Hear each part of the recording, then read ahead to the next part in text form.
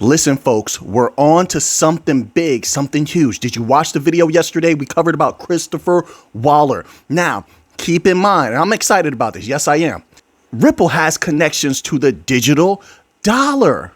Remember, Ripple has a lot of different USA government connections, and a lot of their people that are a part of Ripple used to work for Swift, used to work for the US government. Keep that in mind, including Rosie Rios. Wait. Did you see the interview that Christopher Waller did? Now, listen, in some of these titles, I said something like he's told he doesn't even realize it. This time, it's more serious than that. This interview was dropped 17 hours ago, folks. Listen, I'm here to make some money, so this gets me excited. 17 hours ago, and it's Christopher Waller again. This guy is everywhere. I'm going to turn this all the way up, and I'm hoping that you can hear it, all right? If not, I'll chop this part out, and then we'll just read it, I suppose. I'm starting at the 39-second mark. This is on Business Today's YouTube channel. It's titled, U.S. Fed's Christopher Waller on Why U.S. is Unable to Replicate India's Success in Digital Payments. Well, that's not what's important here. It's important what he says. Let's go here. Let's begin here. 39 seconds. Enough banks connected to make it a full service product. Now, we do have a private sector real-time payments, which is another thing that UPI should be looking to connect to, not just FedNow.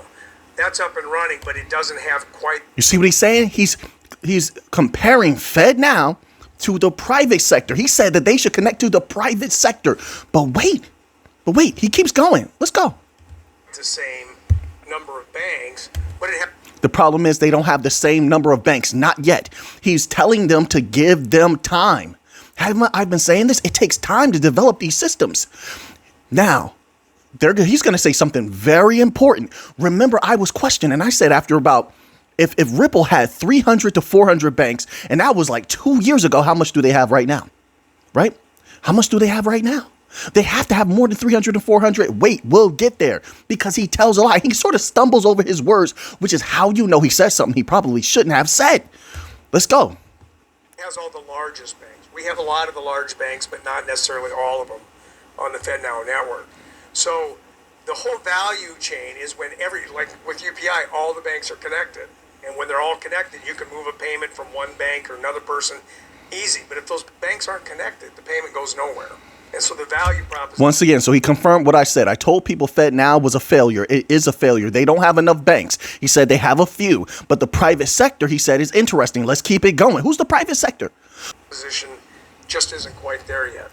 So that's why what I try to convey to everybody is that the Federal Reserve is fully behind the global, faster, cheaper payments and connecting these things. But until you... So they lied again. You catch that? So for now, they've been running with this narrative, oh, we don't need a digital dollar. He just said the federal government is fully behind the advancement in faster payments, which is digital. That's the digital infrastructures. This interview is about the digital payment system in India, of which you do know Algorand and Stellar are heavy in India. ECC Bank, a couple of other banks, they're heavy in India. So that's part of the new financial system. So they lied again. He just exposed it. Federal government, you're either against CBDCs and the digital dollar. You either don't need it or you're for it. You can't have both. But he just said that they're filled with excitement about it. Paraphrasing, of course. Let's keep going. We didn't get to the good part yet. You have a functioning domestic payment network. There's no value proposition in connecting. It's just not going to do anything.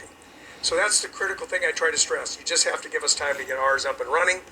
Give us time to get ours up and running, which means he's not talking about FedNow. He just shot FedNow down. Get ours up and running. He keeps referencing the private sector. He's going to say it again in the next sentence. Let's keep going. Is the real-time payment system with the private sector in the U.S. But again, you're not going to get the ubiquitous. Look how he stumbled. Listen, go to around right before a minute and 44 seconds. Start at like a minute and 40 seconds. Look how he sort of says the thought, but he chops it. It's not a full thought because he realized, hey, I shouldn't be saying this. Private sector, you know why? Because that would get people bullish on which aspects of the private sector are winning. Which ones are winning? Ripple, Faster Payments Council, Faster Payments Task Force, Digital Dollar Project. All of these have connections to the Fed.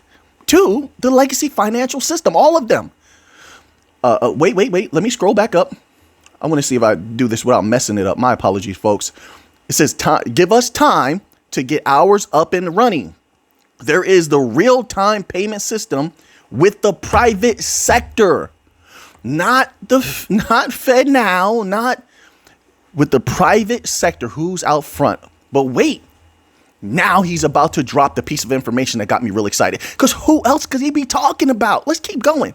Remember, Ripple said they had, I don't know if Ripple said it, but look this up. How many banks does Ripple have? All these articles were coming up for years about them having about 300 to 400 banks. 300 to 400, something like that. Keep that in mind, right? So they fit the description. Let him cook. Reach, because they only have about 600 banks attached to that one. So it's just going to take time. What did you say, sir? Wait. Banks attached. Ubiquitous reach, because they only have about 600 banks attached to that. About 600 banks attached to that one. One more time, sir. 600 banks attached to that one. 600 banks attached to that one. People not understanding what's coming. If this is real, if this is legit, if they're really going to go down this path, we're on to something bigger than people could ever know when it comes to the new financial system, period. Once again, I'm going to read what he said. In totality, it says here, from 1 minute and 41 seconds, there is the real-time payment system with the private sector in the U.S. In the U.S., he's talking about in the U.S. So are we to take it that those are U.S. banks and not globally 600 banks, but in the U.S. 600? Because if it's 600 in the U.S., if we're going to play that game, that is significant, folks. If it's 600 in the U.S. for that one, he said that one. And who works with the DOD again? I mean, Digital Dollar Project, DDP again? Ripple. But wait, if they've gotten up to 600, that's close to what I said. I said by this time, I thought they'd have about 1,000 banks. Now, this is 600 he knows about. Remember, he's not getting updates all the time. Ripple doesn't have to tell you everything. They're private, right? They can do what they want. This is what he knows of. And once again, if this is only in U.S., that's significant. Significant. We're not talking all the rest of the banks around the globe that they might have. Wait, he said the private sector in the U.S. But again, you're not going to get the ubiquitous reach. Once again, he also is confirming what I said. You need a whole bunch of banks at the same time. I told people this. A lot of people went against that. They're like, oh, you don't need. Yes, you do. So we had an expert confirm that. Now he's confirming it. You need all the banks to have that flip of the switch moment all at the same time. That's where that interoperability comes in through Ripple Net. They have the net is catching all the banks. It says here about ubiquitous reach because they only have about 600 banks attached to that one. What does he mean by that? You tell me. What does he mean by that?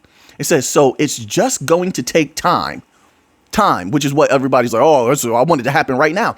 It doesn't matter what you want. Reality says that these types of world-changing systems, these types of changes globally take time. But for those who actually are who are patient, who stick it out, man, it could be amazing. Not financial advice. Do what you want to do. Not financial advice. It says it's just going to take time because of our unique situation.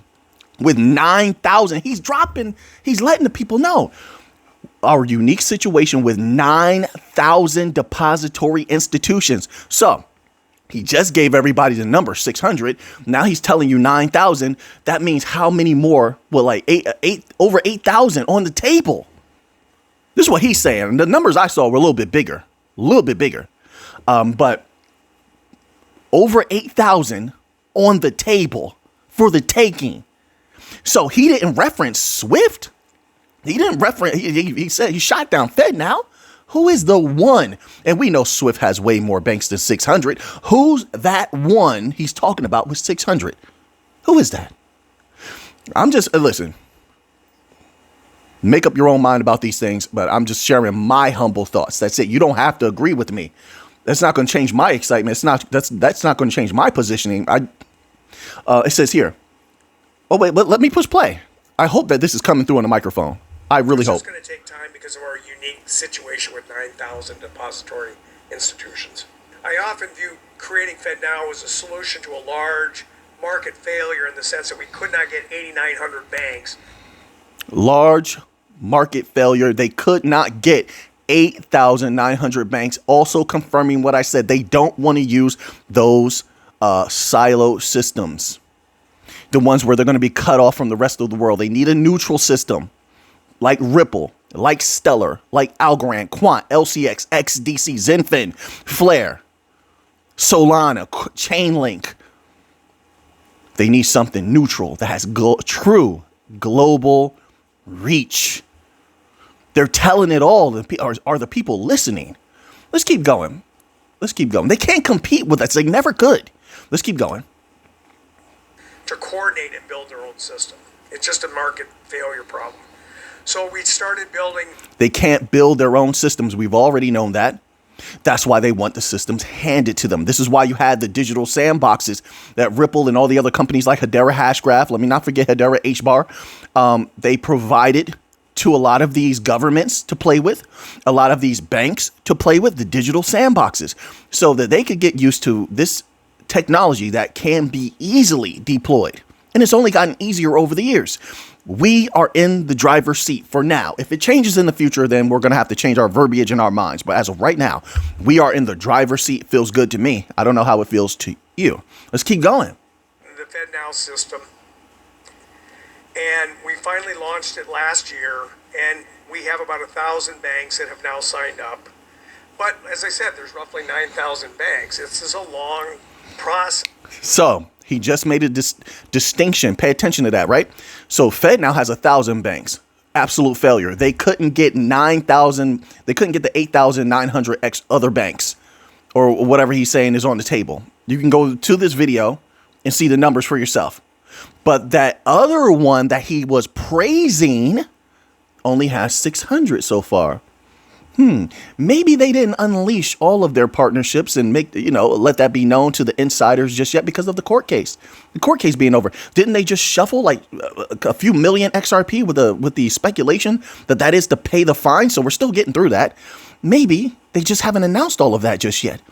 Or maybe they're going to go wild. I mean, clearly there's over 8,000 banks waiting for something. What are they waiting for?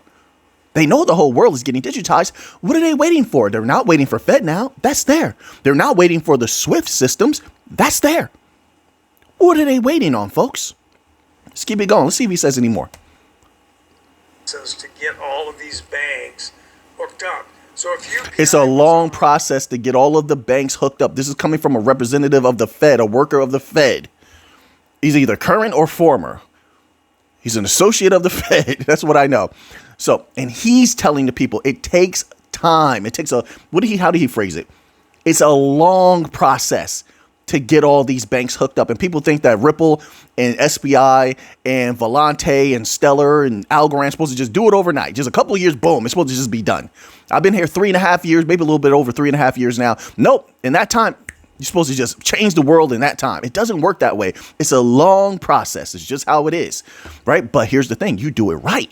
You do it right. That's where you get that new 1%. If you do it right and you're successful, that's where all that value comes in. And you get explosions like no one's ever seen before. Never seen before. There's never been a system that has been able to instantaneously track and move trillions to quadrillions of dollars. It never existed before, never happened before. Market cap be damned. That's not going to matter when utility kicks in. Facts and utility is where it's at. That's where you get the high volume, high value. They made it very clear this year. XRP was made for banks and large financial institutions, non-banking financial institutions. We had multiple experts come out this year and say that. So it's not just me saying it. We had experts come out and say that. That's where the value is. That's what it's made for. It hasn't served its purpose to the max just yet. But when it does, what happens? And they're getting into position right now. All right, so let's continue. And then we'll get to a little bit of Bitcoin news. But this is major. And you want to send a payment from the U.S. to India or vice versa, most of the banks in the U.S. are not connected. The payment's going to go nowhere. So that's what I mean. We have to take time to build up. Exactly. He's literally exposing the flip of the switch moment where everything, connect everything, bridge everything, that moment that occurs when, like he said, the private sector, who does it the best, can connect everything and have it be instantaneous, have that interoperability. Most of the banks in the US are not connected. So FedNow is out of the question. SWIFT is out of the question. They don't have that global reach. Who's deep in India? We've covered this. At the beginning of the channel, I covered so much. Stellar is unbelievable. Stellar is heavy there. Stellar has a great relationship with Ripple. I mean, heck, they were a spinoff of the XRPL, of XRP, of Ripple. Jet McCaleb came from Ripple. Algorand is over there. All three of these companies have great relationships with each other. They're all a part of the new financial system. All right. And I can't remember if Ripple has any connections in India or not. My apologies. I can't remember everything.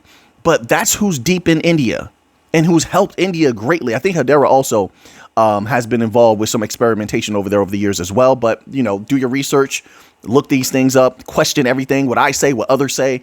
Make sure you know for yourself, make your own decisions. All right. But that's we have the connections over there.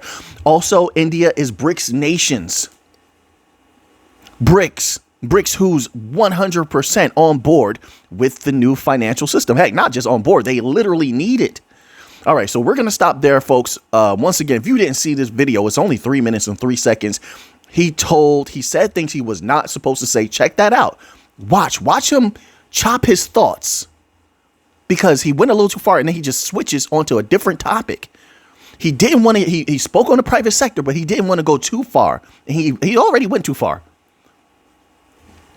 All right, so now we're going to end off here with a little bit of wait. You know, I was going to get to the Bitcoin news, but let me say this. Ripple has connections to the digital dollar. And then we have this article here, Fed's Waller. Remember, this is a person representing the Fed, right? This article is literally titled, this tells you how the Fed thinks, even though the government is telling the people, we don't like DLT and the SEC. They're sick in the SEC after certain DLT projects to turn the people away while they get in deep. They do this all the time. Insider trading type stuff.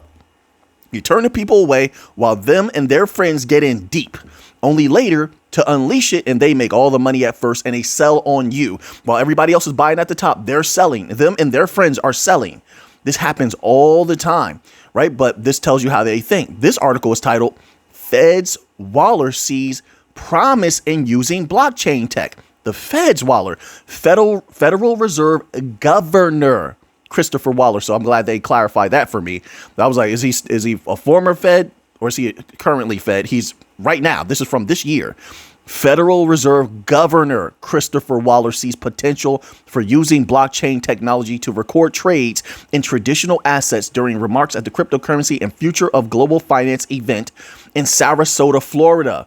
This was, let me give you the date, April 20 of 2023. Oh, not this year. My apologies. It was last year, but I thought it was this year. It doesn't matter. It shows that this man is currently heavily and deeply connected with the Fed. He's a federal representative. He's heavy on blockchain, DLT. He's not. Oh man, I mean, there's so much here. I'm just getting tangled up in my thoughts. They're telling the people they're against DLT while they're exploring DLT. They themselves are speaking against, because he's a Fed representative, right? Speaking against the failure of FedNow. Isn't that crazy? But is more positive on the private sector, of which he said that one with 600 banks. Who is that one? He said they only have 600. Who? Right? So I just wanted to make that connection there, show you that this is legit. Now, all right, and then I had the article from yesterday. U.S. Fed expresses concerns over linking global payment systems with domestic for fast payments. All right, so now we're going to end off here with a little bit of Bitcoin news, and if we do get a chance, I have one more article. But this article is titled Crypto Itself as a Whole, and this is what tribalists are not going to understand, because they want you to sell everything and just to buy their one coin. That's it. So they can make some money. That's what it's all about. Sell everything you have. I've saw articles lately talking about sell your house. You know how crazy that is? You know what's crazy is they don't understand. Some people will do that. Some people will sell their cars and stuff like that because they trust certain people's voices, and it's just a little too much trust, but it's true. And I saw article writers and video people like, this is a sell your house moment like that.